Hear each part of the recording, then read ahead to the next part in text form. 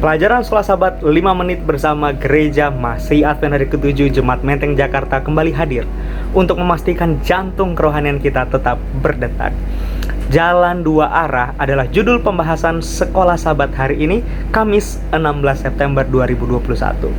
Saudaraku, pernahkah saudara berpikir bahwa dengan terlibat melayani Tuhan, bekerja bagi perluasan kerajaannya, mengabarkan kabar baik tentang kasih-Nya yang ajaib, menyampaikan seruan pertobatan atas landasan keselamatan sejati dari Kristus adalah satu dari sekian banyak cara agar kita dapat menemukan istirahat yang sejati di dalam Kristus?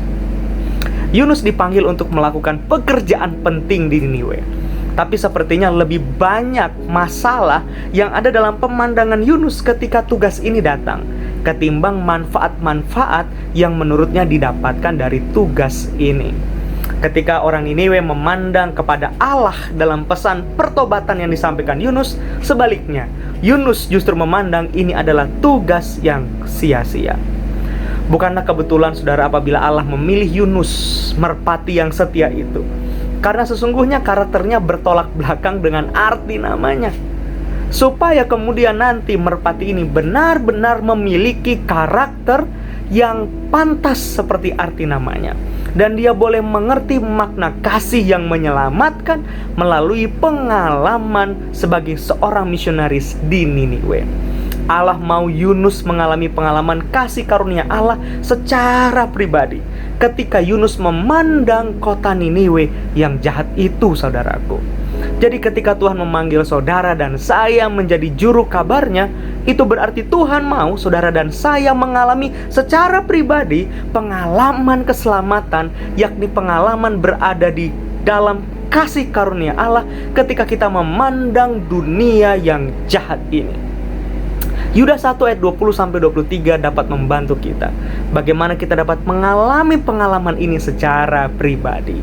Yang pertama, kita harus membangun dasar iman yang suci di dalam Kristus. Kita harus berdoa dalam roh. Kita harus memelihara diri kita di dalam kasih Allah. Kita harus menantikan rahmat Allah melalui Yesus untuk hidup yang kekal itu. Dan yang tidak boleh kita lupakan, kita harus menunjukkan belas kasihan kita kepada orang-orang dan menyelamatkan mereka dari kebinasaan. Karena ada yang berbahaya dari pengalaman Yunus sebagai seorang misionaris bagi Tuhan. Yunus berpikir hanya dia yang boleh menikmati pengalaman keselamatan itu.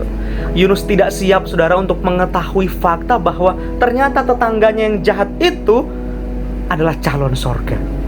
Yunus tidak siap untuk mempelajari pelajaran kasih Allah yang maha murah untuk diterapkan dalam kehidupannya. Seharusnya Yunus dapat bertumbuh menjadi seorang merpati yang tulus, setia, yang dapat menemukan istirahat dalam pengalaman keselamatan sejati ketika dia menjadi seorang misionaris. Saudaraku, sudah siapkah kita dipanggil oleh Tuhan untuk menjadi partner kerjanya?